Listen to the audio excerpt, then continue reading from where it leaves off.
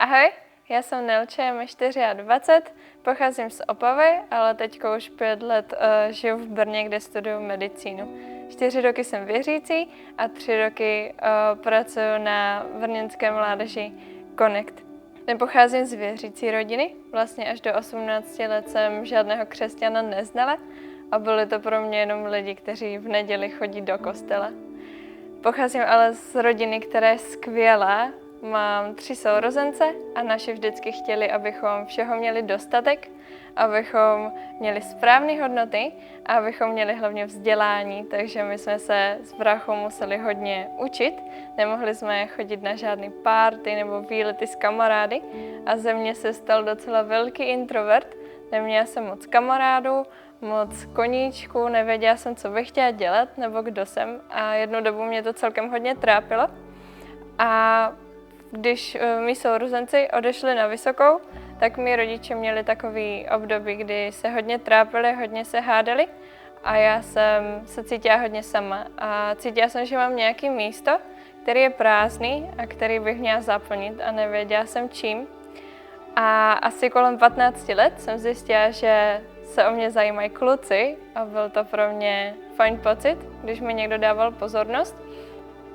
A začalo pro mě takový 5letý období, kdy jsem šla z jednoho vztahu do druhého a každý ten vztah končil hůř než ten předchozí a po těch 5 letech jsem věděla, že už to tak nejde, že to nedává smysl, že to moje prázdné místo je pořád stejně prázdný a já pořád nevím, kam směřuju, co bych chtěla mít, jaká bych chtěla být a cítila jsem se ještě hůř než předtím a cítila jsem se méněcenně.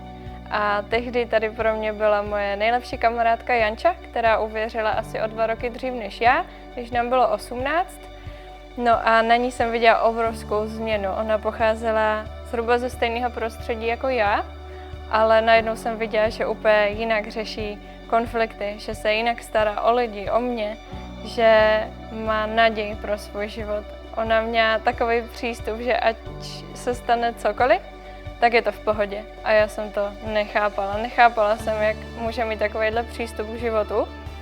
A tak po těch 5 letech jsem za ní přišla a řekla jsem jí, Jani, já vůbec netuším, co se s tebou stalo, ale potřebuju to taky. A ona mi tehdy ukázala Boha, četli jsme spolu Bibli, vzala mě do mládeže a ještě to nějakou chvilku trvalo, ale mohla jsem Boha poznat taky. A od té doby je to neskutečný. Bůh se o mě hezky stará. A to, co já jsem se o něm dozvěděla, bylo, že každý život má hodnotu a má smysl.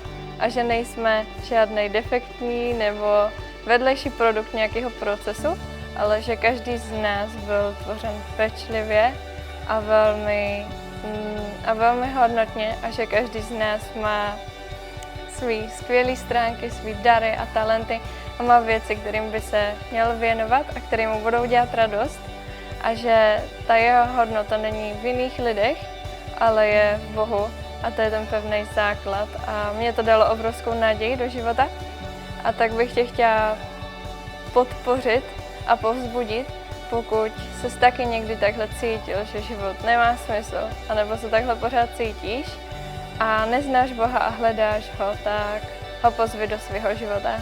Neboj se a řekni mu, že ho chceš mít v životě a že ho chceš poznat.